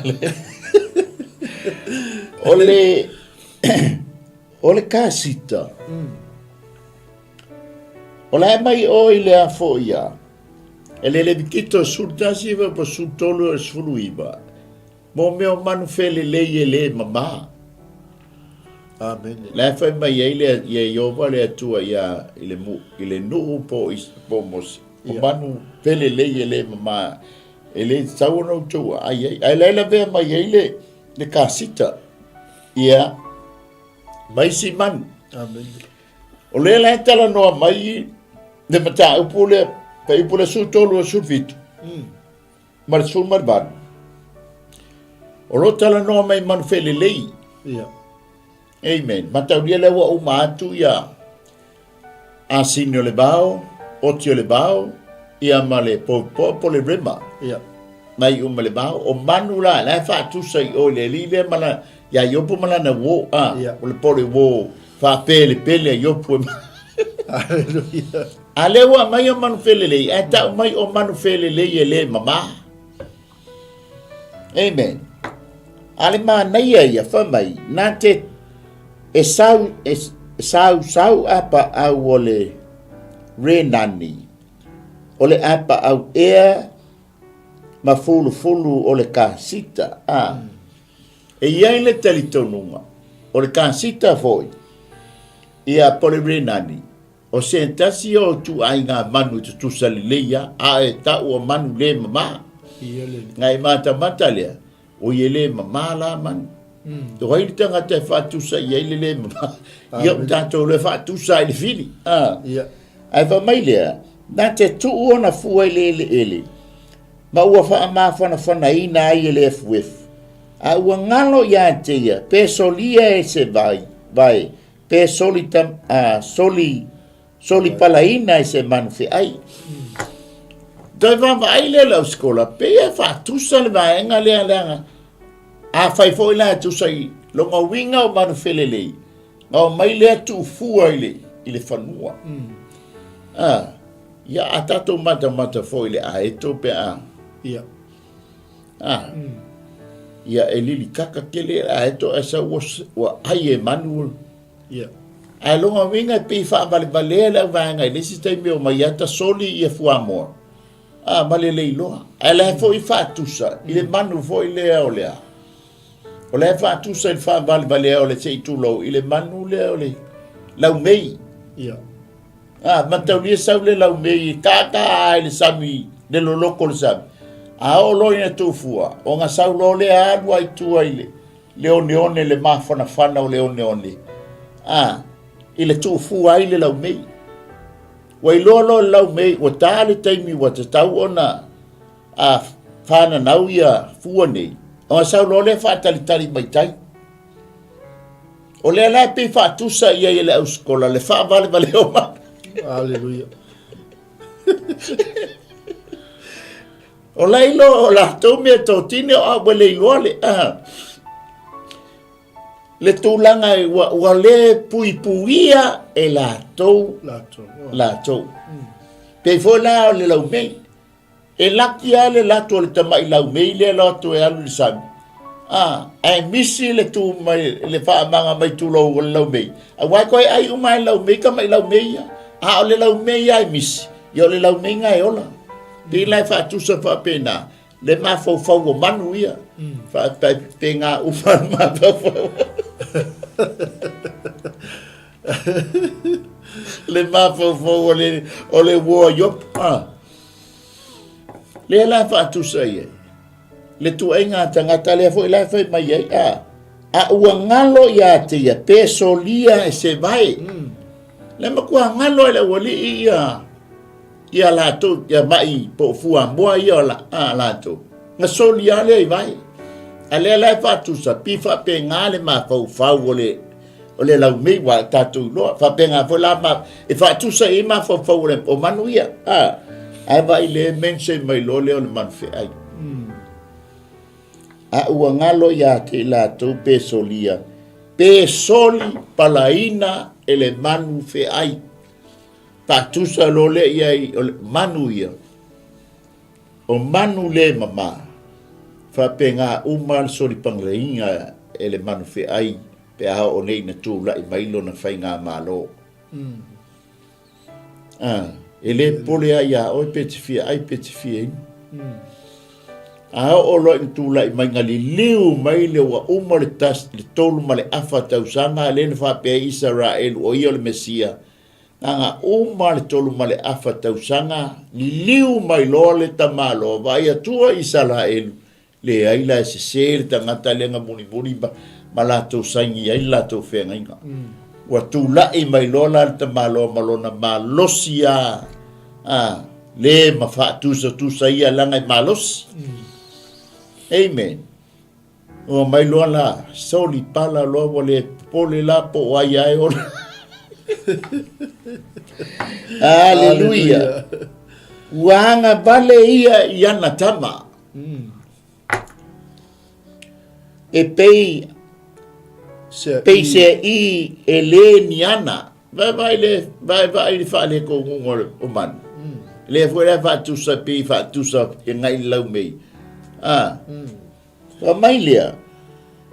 Ua fai fua lana ngā wenga ele ai sona atu vale. Amen. Le feeling a vai ngā tū marka maloan ka upe e ono ai a whaalinga sauroa a mailoa file mu. O file mu a tonu male a whatausanga o lai fai ale le launga ale mangwhi ai file mu. Nganga umale tolu mo. Amen. Hallelujah. Ke loa tātou woi le tua. Tātou te mau ai le poto ma le ata mai. Amen. Fa tonu folau ai o tātou ainga. Amen. Awangi sau le feeling oi le mafofau. Nga oi le poto ma le ata mai. Ua faa mea lo faina ai tātou le tua. Te fai mai pese mai fo apostolo awani o tātou mālea i ana tonga fiti. Amen. Amen. Wa mai le fai upure sulfitu. Awa wale tuina atu ele atua ma wale se poto ngale. Pa vale ale awali. Amen. Wa ia le tufa atu iai le mafau. Amen. Pe ata ta e ilunga ona apa au ua ata o ia le sol fanua ma le o tie mai ai. Kau ke o ai malanga mai lori tanganta le tie i le sol fanua sina. Hallelujah. Alela va mai ata iai mang felileia. E iai le sitali tonunga pasta. O le whaatusa i mea tau matau tia ia la o le tai me whai e le taua muri. Hallelujah. Iau tātou mama ai helicopter. Ke lopo e whape ngai ia mangu ia o lea. O le re nani ma le katis. whaatusa I helikopta I fele le la o le kai me le makau kia o le taua le la whaasanga le la o mai ngei le vai le se atu le se lo fo le le o le atu mai lo makua soli palaina le tatu amen ia peisa fa popo pasta ai tatele yo o atu le I vahenga le fai posfulu I vanga ile lufu lima le ai te lo le umlino lo tau foi matatai ia spulu iva lufu lima fa mole na avatua I le solo fanua le malos ua fa ofu I lona ua I fulufulu maveve ua mafai ona faaoso ia te ia pei o le se ake vise ma le matautia o lona fongi ua eli lava ia I le vanu ua fia fo I le malosi ua alu atu 𝚗𝚑𝚙𝚎𝚘 I le aupenga ata o ia I le fefe le matau lava o ia le liu ese fo I le pelu ua taalili ai le utu tuu ai le u le tau pupula ma le tau o le taalili ma le feaso fai ua ia folo ai le toi tufi le mu pe ala ngona le leo le pu amen ai lia le pu ua ia faiane ai we ua songi mamau atu fo I le taua ma le pisa o tai au ma le alalanga Hallelujah. Amen. Le ua baba ia to le ata o le solfanua. O le ata o le malosi. amen Amen. Whaatusa fo I le ata o le poto po le mana I tala noa fo I le solfanua o se fesoa soani Faaleagaga. hallelujah Amen. Ai tala noa telela I le malosi faaletino. Po o le pule faaletino. A tātou mata tulai le ua a matanga pā le taua. amen Amen. Le ua whaata mai ngai I le taimi o le taua. E whamai. Na awatua le I le solo whanua le malosi. Ua wha ofu I lona ua I fulu ma bebe. Mai le wha ofu inga le la wha ofu adga maloa. Ua mawhai o na wha oso I a te ia peo se a te rise. O le talitonunga le au skola. O lo tala noa I mea tau ia wa amata. Ai, pe o le tala noa tu I se a ke lise mo le vaenga ai pe o le tuli matai mea tau ia le a wha o ngā ina le teimi o le taua. Amen. La tu lai mai ai le tai le o le whai ngā mālo le man whi ai. Amen. Nā te wha foe ina mālo I se fulu. Peo ne tā ua le tusia tāni elu ma le tusia whaalinga. Ai o le mea fia, ua tātou wō. Walu se tianga le teimi lea. Le teimi lea o le kene o le whaalinga ono ngā le whaalinga se fulu ma le iwa. E pei o I le o ngā stonu o le tala noa mai ai. Pai mai lar fai upu le ai. Vai mai e ma le matau tia o lona wha. Fongi. Dongo winga o le mukua makau kia so se mea wala ngonga ta maloa le manongi Po fea nda tau te sulu I ai. Ele taime whae longa ai le lana whanau. Wan kaimi le wahalu whae longa ina o lana whanau. O kaimi foi la lea le whae longa ina o tātou muau. Ia. E le ia se me ka ku ki sulu I ai o le whae. Ku al whae longa pe whai. Pe whai e o atu le taimi le. Tātou te le italiaina Yesu leanga pau ale o le awala. Pasta. E leo se talitonunga se lotu leo se talitonunga le tapua inga. Ale talitonunga monia le ale tuspa ia ole amatua sawa. O te whaatusa hau le COVID le ngoso ni.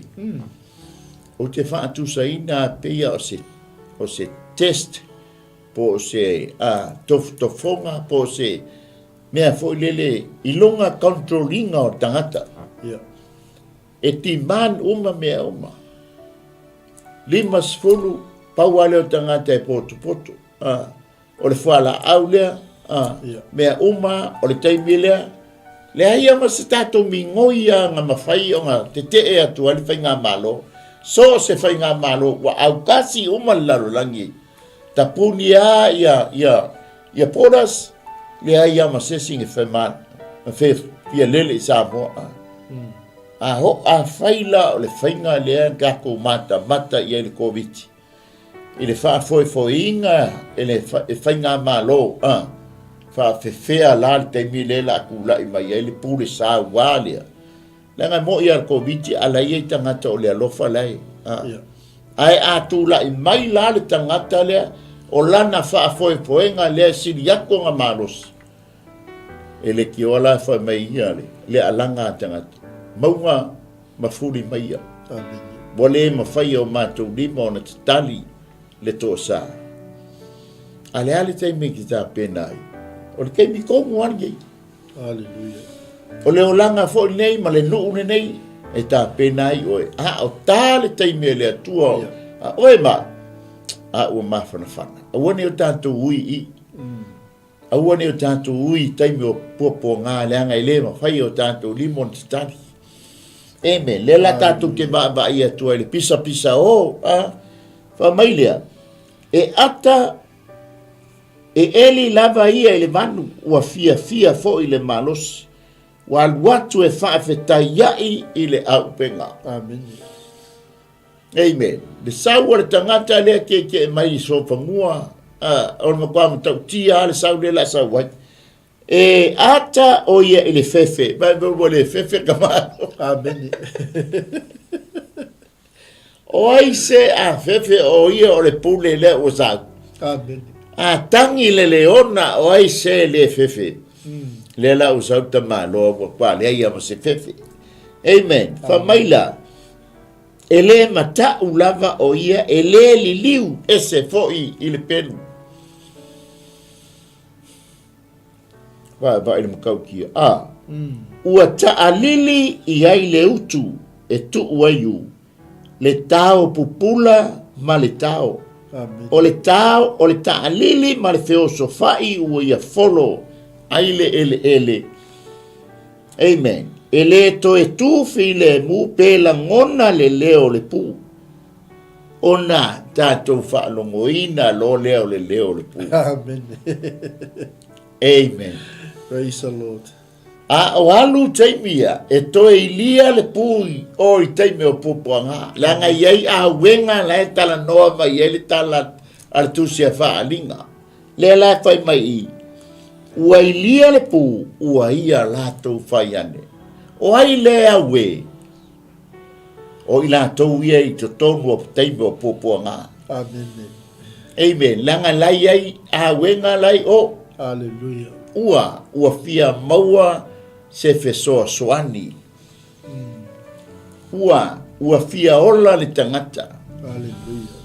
O ai se o le a fia ola o le ua sauta maloa ua matua ama. Wa ia te ia le pule ato o toa. Langa la ua ave le whana ua le atua basta. Wa ave tātou a lea la. O le wai lia pu e fiku ia pu e ili o le teimi lea. Teimi o puanga. Amen. Ale ala e fa mai ai aba ile tala no mai ai o pu ile ili o le pu ma le awe ua walang alanga le pia mana mia o se so fa mai le ua songi mama watu fo ile taua ma le pisa o tai au ole ua alalanga. Oi male alalanga. Hallelujah. Yang ole ua tasi le fa tinga o aleanga. Wa ave le fa moenga. Ole kare sia li tangata lea. Wa ave le fa moenga o malo uma lalulangi ile tangata lea. Hallelujah. Amen. Le mafu angala le ole we. Ia. Ai sea, ua mana o mia se sosoani. Pasta a o taimi lea. O le nga sengi ai ele atua le nuu, ele atua lo na nuu. Ma ave tonu ana nai o Petra. Ia.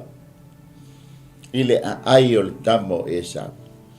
Ea, e wha anofo le le iei o. Ai sei le bebe singa la leo le tamaloa, inga ua fuli Israel.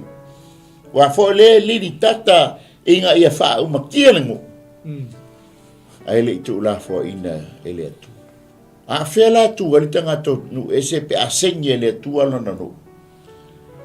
O ale pone mai le tu ali tanga to nu ese wa umar tai no ese pasta.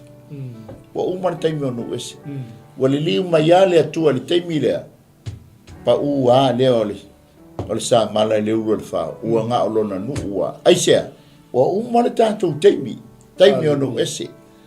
Ole tai mi no ese.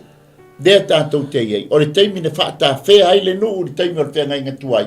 Se i o mea le taimi nei, e lei uma taimi o nuu ese. Whato a uma le taimi o nuu ese, ina ua anversi tianga. O whea la tū mai ei ta ua o tangata o nuu ese, a lea ua liu mai le tua i lona nuu. Aisea, ua uma le taimi o nuu ese, ma le tua. Amen. Ua li liu le tua i lona nuu, e alofangia lona nu. A o le taimi le nei, o le taimi o tātou anu ese, malea tua. Amen. E whai ai sau whiriwhiringa, whai ai fo i sau tā pena. Amen. Le la tātou wawai e, ua vevesi mai nei le taua. Amen. Ona wa, o le ua tūla i mai le manu whi ai, whātau nu ina porokalame. Ia peisau whaapopo pasta. Hallelujah. Mana ia te lele vaenga leo wa o ye ta fa so le vaenga na es folo male iva a lo so male ya lo tala mai el mata tiole tu la i mai sia di ida ia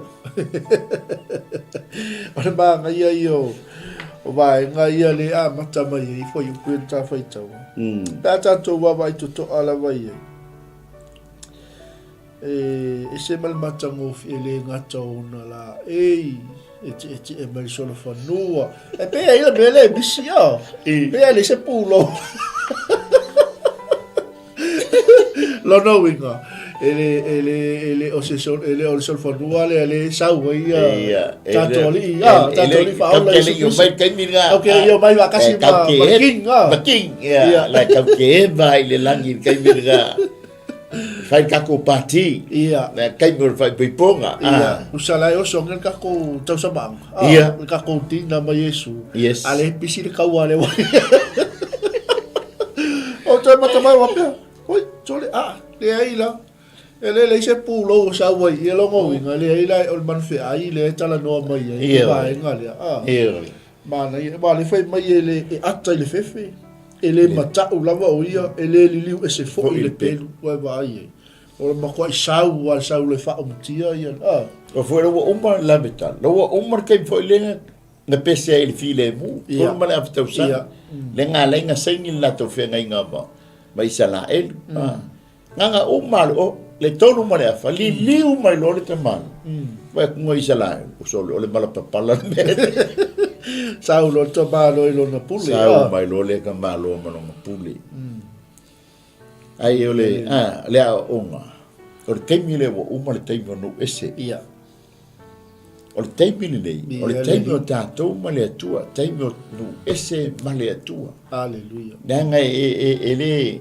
o tātou ia fato a pi o ile vine moni ina o tātou tania Yesu Keriso e fai mali i ma faola nga bia lolo tātou malala o le vine ia le amen ai le ma fai o ko meki kako o fa peka ke wa ele stali tonu tātou o isala ele fa tali ele te mile fiu ma fa wa ia haleluya Leila mau te mai a sori o tu sei tu lo. Amen. Hallelujah. Wa ke wa te tonu ngale pasta le ai tonu te mire nei. Male mau le fa muselemi male do tu yuteia male lo tu kevsiano. Iluma le faitoa le taua le faitoa mai sae po le faitoa aulo. La tanu ai luma tu sa le faitoa le wa o le pale to. Ai tanu umala I tangata Muselemi.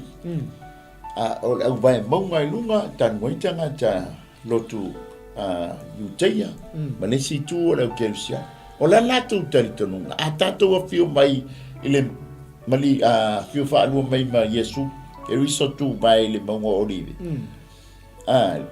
Ona la le la tatou malanga I tonu mai Yesu no futu. E futu a feala mai ngale wari ia.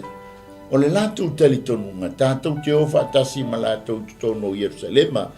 Po o le nuu pa ia o le atua no futu puai. Le ai. E fa mo moya o ko se o kai me fango I o to ta o fa ta pule fa o mai no mandata. Hallelujah. Amen. Fa u pule lu ful on no nga ile lu fulu il to se fulu fa mo le apast. O le ata mai e mai ate oe e lele ai le nesa ma fa lo atu ai ona apa au le tuitonga. O la upu ea e lele maualunga ai le a eto, ma fai ai lona o fanga I le mea maualunga. E nofo o ia ma mau pea I le mato, I lunga o le tumutumu o le mato, ma le tumutumu o le maunga. Ua ia wawa ai atu, ma I lea mea e ai, ua wa ai ma mau atu ai o na mata, e inu lava le toto e ana tama, o le mea foi e iai le fasi, o iai lava ia. Hallelujah. Amen. Praise the Lord. Hallelujah. Amen. Ole nesa. E pei uma ole aheto. Ai leo se aheto ole nesa. So ngai mata lea. Ole nesa ole si lea unclean bird. Ole nesa olo tala noa I le fili. Ole aeto o lo tala noa I le atua. Peia fone ta ua le tuspaia. Na ave na le nu o le atua I lunga o apa au o le aeto. O le aeto e ta ua le tuspaia o le divine bird po o le spiritual bird.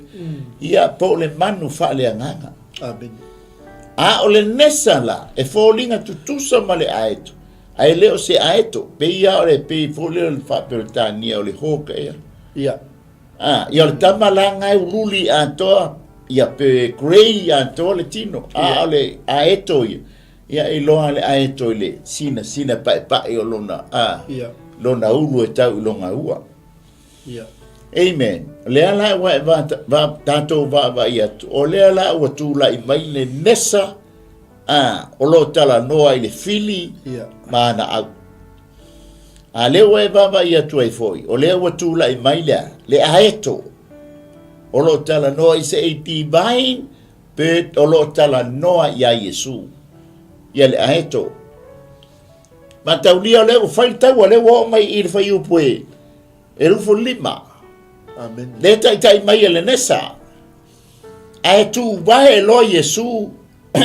Mai, malana e kalesia I lunga o le maunga o olive. Amen. Amen. Lea la te mata atu ia. Ilanga le whai uma i elwhai upa toru se furu. Ua tele le fasi. Amen. Le ta ua il tuspa ia. Ua o le maua lunga o le toto ilea. Whatusa I lalo le au vai o le solfanua. Ala tata ua le aeto. Ale wai malama. O le nesa o le au mai le tua le fili le ma tau te o mai o le tai mai le nesa. Ia. Hallelujah. Ma tau lia tau te o mai. O le wa tu lai mai le man fe ai. O le wa iai ma lo peia nga le fitu te mirea. Ua makua fasanga tau e fasi I Salael. O le lau feta wa I malo. Le ieri malo o tu le malo ma moe. Hallelujah. Ua songile, ua sengi le nu o le atua. Amen. O le ala fe taui I le mamoe oti, ma le malo mamoe. O tangata le lei, o tangata e fia ia isa. O malo e fia manga le lei ia isa lae. ia mamalo e makua fai isa la elu mo la tau fili. Ai tu la i ka kuku e loa. Pas. Ale le fai mai ili fai upu rea. O le anta mai ea mai ate o e lele aile nesa. Ma whālo atu ia o na apa au i le tu e tonga. Ta e va ile mamao le mea la ho i ele pure sa wale. Amen. Hallelujah. O lau upu e lele mawalunga ile a eto ma fai eilo na ofanga le mea mawalunga.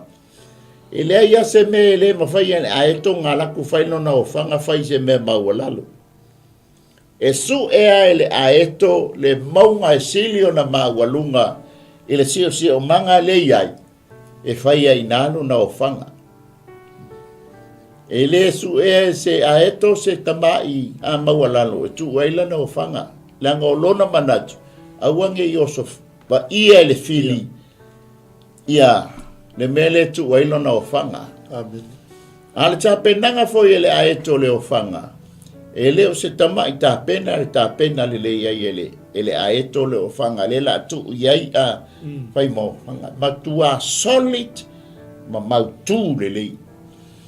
Amen. Amen. Nga mai le tali tonunga.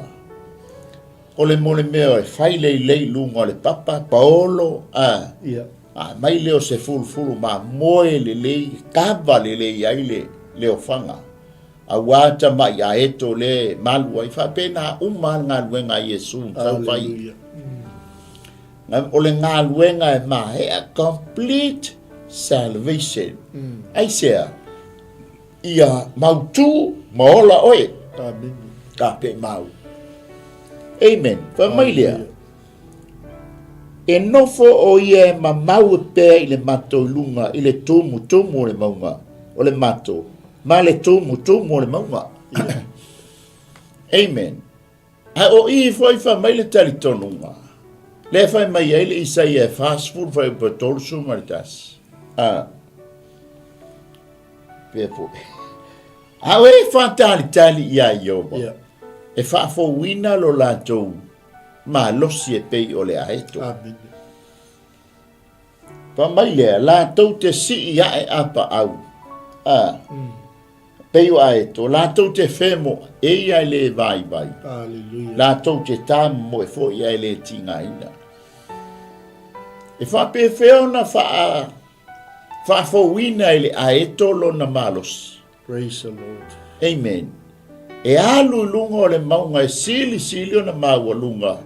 Pea lava se mea se maunga e sili o na maua lunga le si o manga le iai.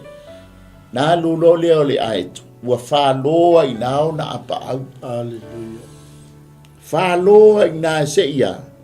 Ai se i whātali i le la mai le atua. Ma le timu mai le atua. O ngā tango ale o ia i lona ngutu se i tulo. O a fulu o lona o apa au le wa amata o na masai mo ua vai o ngā tango lo le o ia se. Se. E wha moe le la mai le atua, ma le sau mai le atua, e mawhai ai o na koe regrowth, ma to e maua le malosi o apa au ia o le aeto. Amen. Te loa tātou te whaalango i le upu mai le atua. E fofonga mai le atua. Ea, e malosi ai oe le tamai a eto, mahau le tamai a eto. Amen. Remember, manatua leo tātou lunga ne maunga o olive ua sau le tupu o manu whelele a o ia o le tu a inga, le leona o le tu a inga o Utah. Hallelujah. Amen. A le tātou te i le aeto o le divine bird.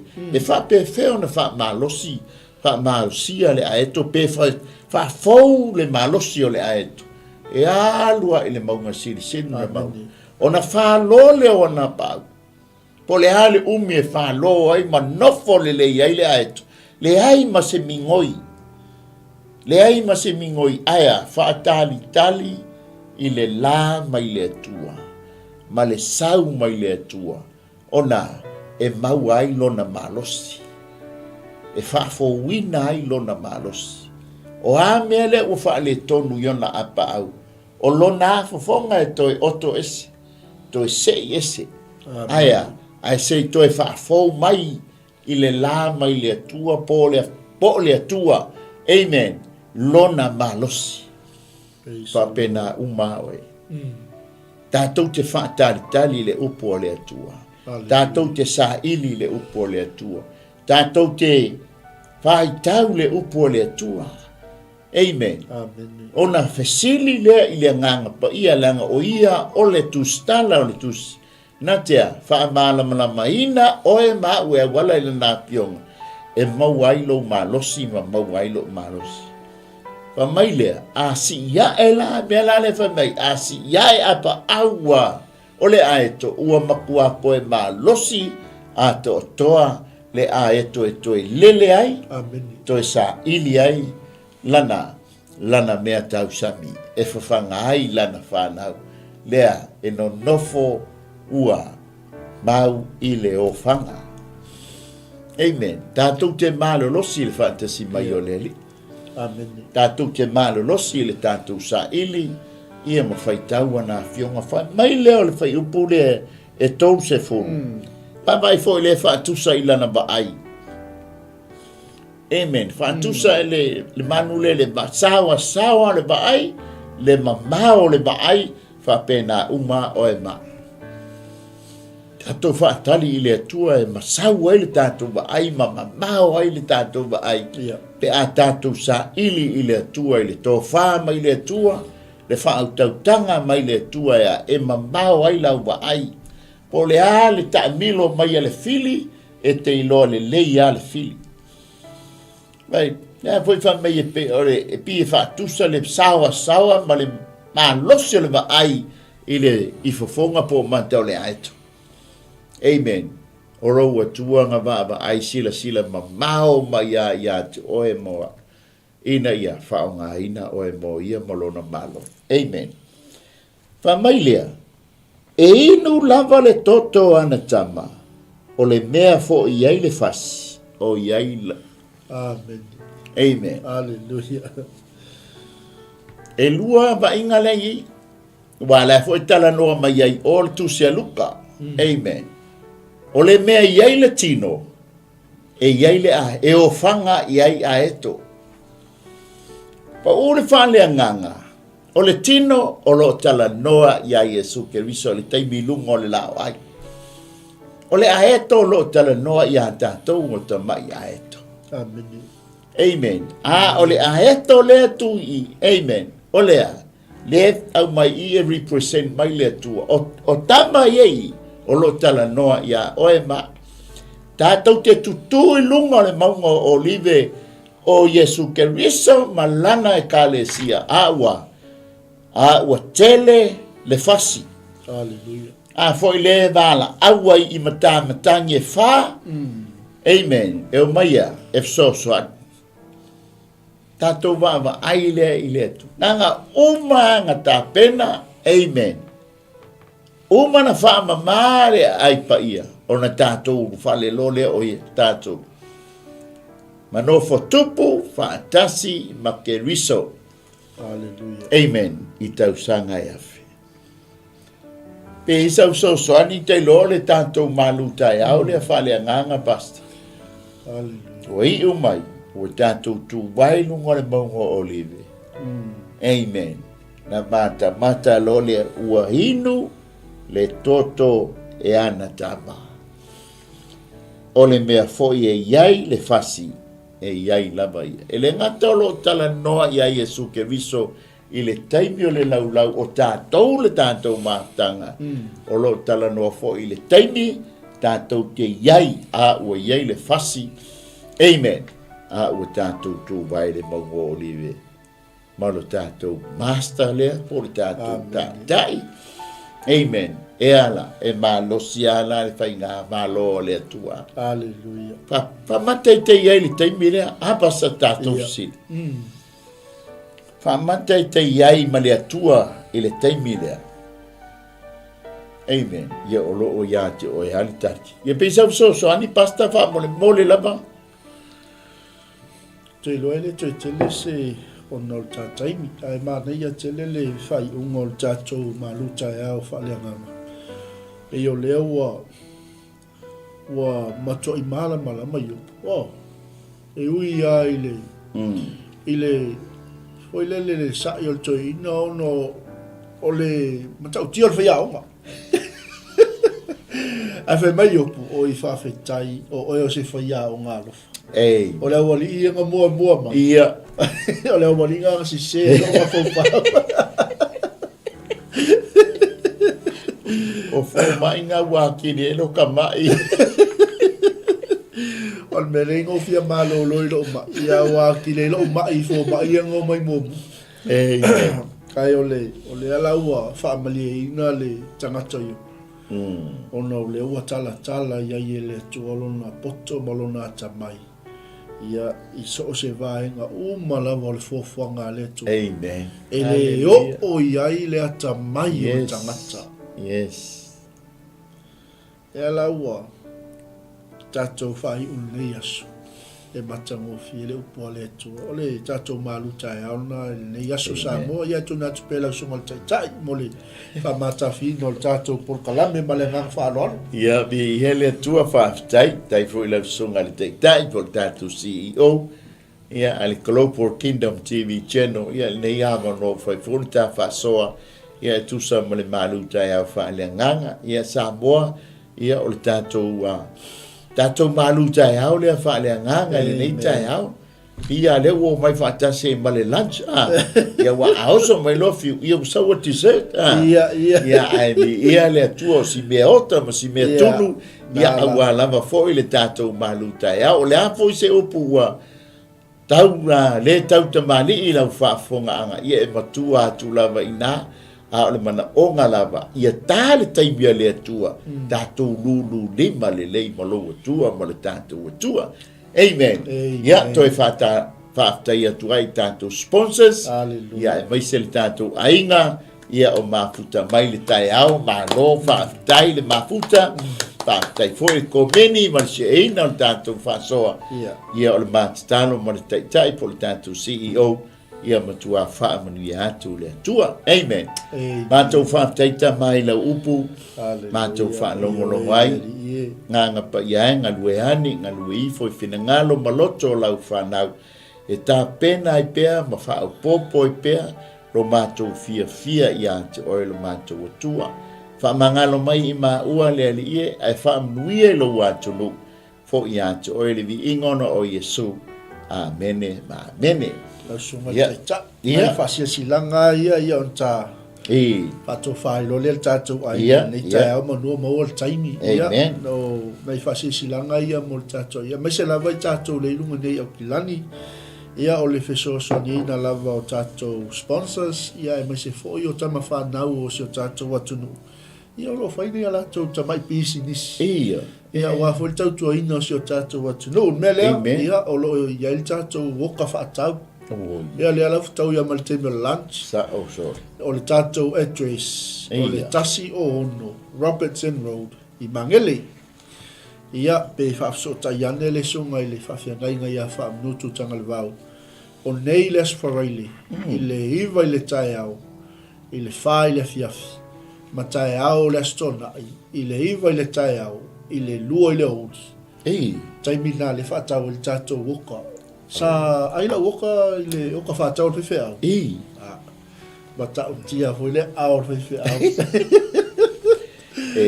tamo oso me sin talo tau foi le ia le fa fonga mai sunga fe ngai nga e tau na yese me alu le oka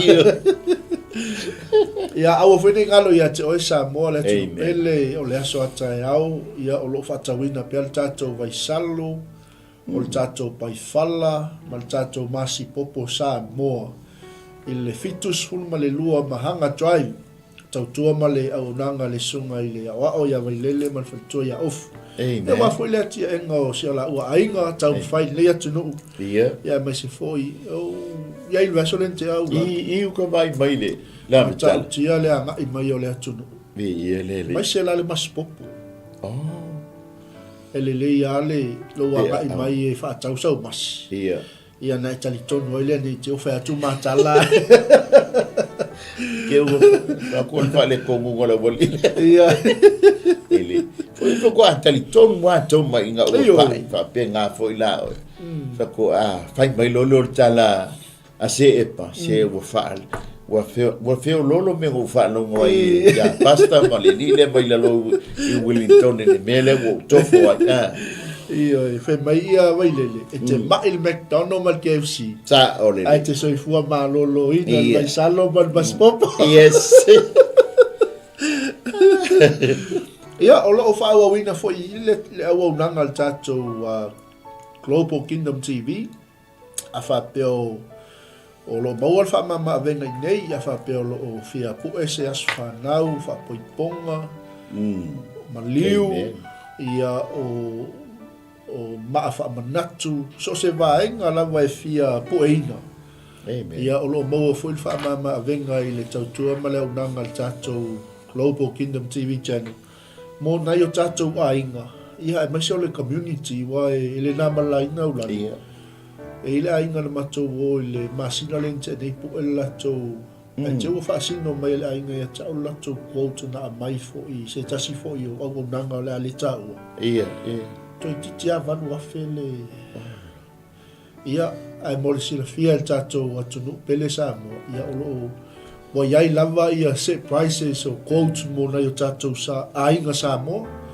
ma le community fa pitoa mo oto ia e sei foi prices mo company ia ma lato fai business mo lato ia o le ala mo al fa ma venga mo i nei au kilani po ni so se vaenga o ni usila o leo matala tu ia il tau tu ma le unanga tato Global Kingdom TV i so se conoscetti ia e concetti na mato opu e le lua fe Malū okay ia ma eu foi le matango fie o le fa moi ia fa penao na so soania tu ai mai se lava e kalesia pena foi tono e kalesia ia pe fa fonga mai ia o le tautua na male au nanga tato Global Kingdom TV le o to tatala tuitua wa le o to sila mai ia le wa matana le leile fa tu la nganga tato por kalame ma ia wa lu moni ulali le o se pawa tato le o la tato office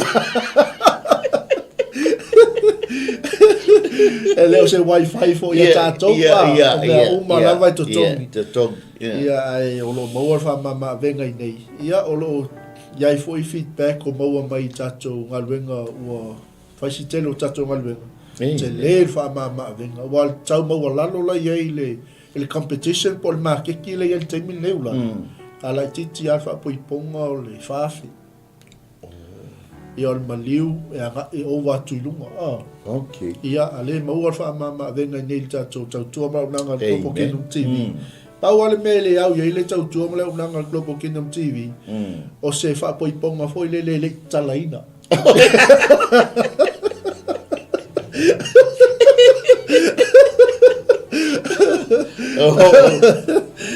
ia me sile o le mea tāua o le whaamalama la foi la wono fo malama si o tatou tunu ia i fai pipo ngai le whainau ia i mātou au ia ngi ki u whasi ai mātou ia vi ia le li malo tau tua si o tatou tunu ia mai se fo le community ia wa lava fo ia tatou ainga ia vi ia le li malo so malo pasta mo e foi la le mato ngal venga le so Taeao ia o toi vala o masi ai gal pon po o family ina ia ai wo toi fasita la no ngale ai ia o family ina le ainga ile tau le wa watu mo latu o wala tu fa mo le so Taeao ia e o le vai ganna o le o toi wa ile va nei on toi tala tole tato ona okay sa ta punia ona sa mai fa mo nei tato misiona mal tato au nanga i fina ngalo le ia le o toi tala tu ona le o okay tato nanga le o su mai o su ngal tata ia la e alu ma tato ia le Nai a tātou whasisilanga fo ia wā ia Wellington e wā lewa ta tala atu tātou tautua malaunanga i so se vaenga o New Zealand nei. Ia po Samoa fo i po Australia. Ia mana o mia ia lea i tu o le au nanga.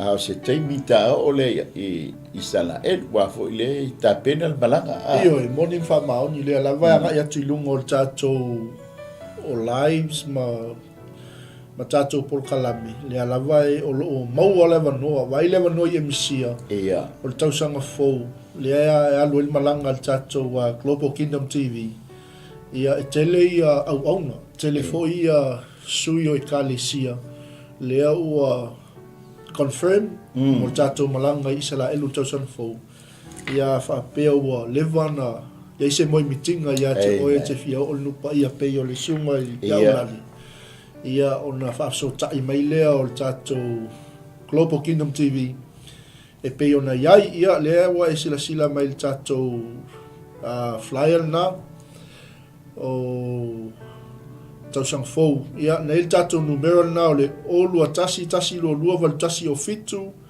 ia mal tātou emailing na team at globalkingdomtv.co.nz ia pe whaasotai mai fo i le o valu se lau valu whalima lua tātou numero na i mauai ia le tātou au nanga mo le malanga Israel o tausanga fou e 5 leono avanoa.